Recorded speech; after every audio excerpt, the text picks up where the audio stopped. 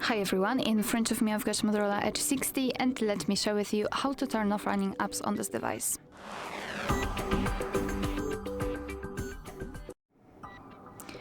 So let's start with opening the recents, and depending on what kind of navigation type you've got set, you can do it differently. If you've got the 3 buttons navigation, simply tap on the button with, let's say, 3 bars icon. And if you've got the gesture, swipe your finger from the bottom to the center of your device and hold your finger somewhere here, so something like that. Here we've got the recents.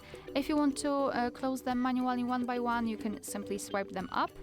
But if you've got a lot of apps opened, you can either go to the very left to find this clear all option, or just tap on clear all right here. It's totally up to you. Of course, this one is much faster than going to the left. So let's tap on clear all. We've got this information. We can of course enter the recents to check, and here we've got no recent items, which means that we just successfully closed all background apps. Alright, so that will be all. Thank you so much for watching. Please hit the subscribe button and leave the thumbs up.